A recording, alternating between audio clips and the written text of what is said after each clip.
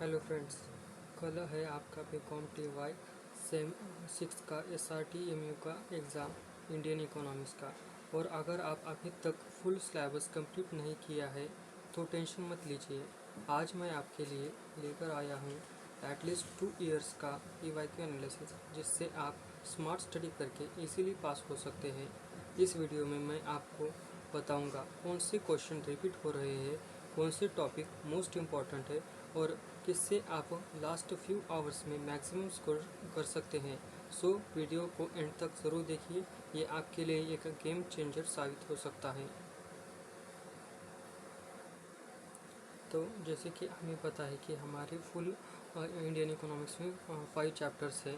तो फर्स्ट है objective and strategy of economic planning, second है industry policy and economic development, तीसरा है public sector and divestment policy, चौथा है privatisation and globalisation of Indian economy, और पांचवा है द पैरेलल इकोनॉमी। और इन सब में भी बहुत ज़्यादा कंटेंट है, जैसे कि आप देख पा रहे हैं। फर्स्ट इसमें objective of Indian economic planning Indian, ये वो है। लेकिन हमारे पास तो सिर्फ आज का एक ही दिन है पेपर के लिए, हमें प्रिपेयर करने के लिए। सो हमें यहाँ पे हार्ड वर्क करके नहीं, हार्ड वर्क तो करना ही पड़ेगा, लेकिन उसके साथ हमें कुछ स्मार्ट वर्क भी करना पड़ेगा। तभी हम एक दिन में ऐसी स्टडी करेंगे जिससे कि हम ज़्यादा से ज़्यादा मार्क स्कोर कर पाए। तो मैं आपके लिए पिछले 2 साल का PYQ एनालिसिस लाया हूँ कि, और इस वीडियो के एंड में मैं बताने वाला हूँ कि आपको ऐसे कौन से चैप्टर्स और कौन से क्वेश्चन करके जाना चाहिए जिससे कि आपको फुल ज़्यादा से ज़्यादा मार्क आ सकते हैं। तो देखते हैं आप। तो हम देखते हैं कि जो फर्स्ट चैप्टर है objective and strategy of economic planning, तो मैंने उसके पिछले कुछ अटेम्प्ट के एनालिसिस किया है। तो उससे मुझे पता चला है कि जो ये चैप्टर है, तो समर 2024 में ये 40 मार्क के लिए पूछा गया था। तो विंटर 2024 में ये फिर से 40 मार्क के लिए पूछा गया। तो समर 2025 में ये 35 मार्क के लिए पूछा है, जो इसके हमें पता चलता है ये 5 मार्क कम मार्क के लिए पूछा है। तो विंटर 2025 में तो ये बहुत ज़्यादा कम हो गया, 25 मार्क के लिए पूछा गया है। तो मैंने इसका क्या किया है, रफली एक एवरेज निकाला है। हमें नहीं पता चल सकता कि इस बार कितने मार्क के लिए आएगा, लेकिन हम एक अंदाज़ा तो लगा सकते हैं कि ये एवरेज 35 मार्क के लिए तो आता है। तो ये इम्पॉर्टेंट है, लेकिन हम अगले चैप्टर्स का भी देखेंगे ये कैसा कैसा एनालिसिस है। तो सेकेंड चैप्टर है industry policy and economic development. उसमें भी समर 2024 से लेके विंटर 2025 तक का है। इसमें फर्स्ट टाइम जो पूछा गया था वो 45 मार्क्स के लिए, देन 20, देन 35, देन 30, और इसका एवरेज आ रहा है 32.5। उसके बाद थर्ड चैप्टर जो कि है public sector and divestment policy, उसमें भी 10 मार्क, 20 मार्क, 25 और एवरेज 20 आ रहा है।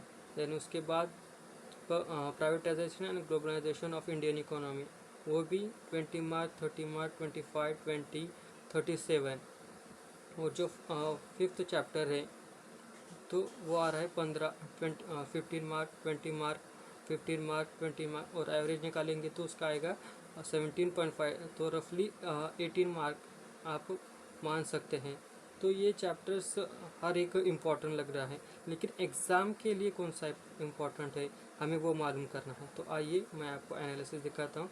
तो ये जो एनालिसिस है इसमें आप देख सकते हैं कि जो रेड कलर मैंने यूज़ किया है यहाँ पे, पहले PYQ में 2024 है, जिसमें कि फर्स्ट कॉलम जो है वो क्वेश्चन का है, सेकंड है क्वेश्चन कौन सा आया है वो है, उसके बाद है चैप्टर नंबर, और सेकंड में है लास्ट में है मार्क्स। तो यहाँ पे देख सकते हैं कि क्वेश्चन 1 है मई 2024 में आया हुआ। तो वो आया था what is the mixed economy and state the objective of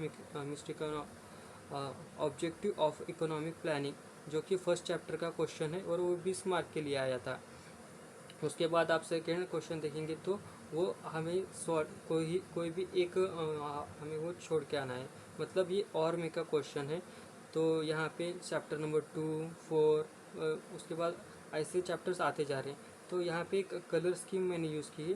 जो चैप्टर 1 है, जो चैप्टर 1 के क्वेश्चन होंगे उन सबको मैंने रेड में हाईलाइट किया है, जैसे आप देख सकते हैं क्वेश्चन 1 में, 3 में, और देन शॉर्ट नोट्स में।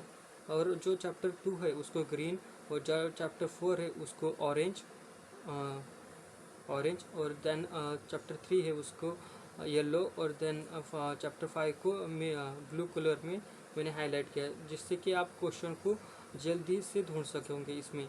देन अब ये मैंने हर एक अटेम्प्ट के लिए किया है, जैसे नवंबर 2024, देन मई 25, उसके बाद दिसंबर 2025 इसके लिए। तो ये सब हो गया, जिससे कि आप जो रिपीट क्वेश्चन अब यहाँ देख सकते हो आप, जो मैं ऊपर पूछा गया था, define the mixed economy and explain the objective of planning in India और इकोनॉमिक प्लानिंग इन इंडिया। तो आप इससे जो रिपीट क्वेश्चन आ रहे हैं उसको भी आप ये कर सकते हो, हाईलाइट कर सकते, देख सकते हो। तो अब इसके बाद हम देखते हैं, अब ये सब हो गया एनालिसिस का पार्ट। तो अब सॉल्यूशन क्या है, अगर किसी ने पहले से अपनी स्टडी की होंगी तो उसके लिए तो ये जो एनालिसिस है और जो मार्क जो एवरेज मार्क है और हर चैप्टर कितने मार्क के लिए आता है, तो ये तो उसके लिए बोनस ही है। और उसके साथ अगर किसी को ये कन्फ्यूजन हो रहा है, लास्ट डे है, घबराहट होती है, एग्ज़ाम का प्रेशर होता है, तो चैप्टर्स कौन से करें, हर एक चैप्टर इम्पोर्टेंट लग रहा है, तो उस टाइम में हम क्या कर सकते हैं, जो मैं अगले स्लाइड दिखाने वाला हूँ उस पर आपको चैप्टर कौन से सीक्वेंस में किए करने चाहिए, जिसकी वजह से अगर आपका एक जो आपको लगता है मैं ये चैप्टर है मुझे नहीं आ रहा है, मैं उसको छोड़ के जा रहा हूँ, लेकिन क्या हो सकता है उसमें से ही ज़्यादा मार्क आ सकता है। तो मैं जो ये बता रहा हूँ वो गेस वर्क पे है, लेकिन इसमें से आप देख सकते हैं कि ट्रेंड कैसे चल रहा है। तो आइए देखते हैं। तो यहाँ पे मैं आपको क्या बताने जा रहा हूँ कि रिकमेंडेड चैप्टर का सीक्वेंस क्या होना चाहिए, मतलब आपने जो सीक्वेंस चूज़ किया है क्या वो गलत भी हो सकता है। इसके लिए आप, मेरी रिकमेंडेशन है कि आप यही सीक्वेंस को फॉलो करिए। तो उसमें मैंने एवरेज मार्क जो ऊपर निकाले थे हमने 2 साल के, उसके बेसिस पे मैंने सीक्वेंस दिया है। तो आपको सबसे पहला क्या करना चाहिए, आपको फर्स्ट चैप्टर फिनिश करना चाहिए जो कि objective and strategy of economic planning है। उसके बाद सेकेंड चैप्टर उठाना चाहिए। उसके बाद आपको थर्ड नंबर पे फोर्थ वाला चैप्टर जो privatisation and global economic of India है वो उठाना चाहिए, क्योंकि उसका जो एवरेज रेटिंग है वो 24 मार्क है as compare to question chapter number 3 जिसका कि 20 है। और जो लास्ट चैप्टर है 5 द पैरेलल इकोनॉमिक्स वो सिर्फ 18 मार्क के लिए पूछा है। तो अगर आपका कल तक ये 4 भी चैप्टर्स कंप्लीट हो गए और 5वें को आपने सिर्फ एक रीडिंग दे दी अच्छी, तो आपका काम हो जाएगा। आप 5वां चैप्टर नहीं करेंगे तो भी आपका जो जो 4 चैप्टर है उससे ही आप अच्छे मार्क लेके आ सकते हैं। तो दैट्स ऑल। और मैं जो ये जो स्लाइड्स यूज़ कर रहा हूँ उसकी PDF मैं आपको डिस्क्रिप्शन में दे दूँगा, जिससे कि आप इसको पूरे कल तक के एग्ज़ाम के लिए रेफ़र कर सकते हैं। Thank you.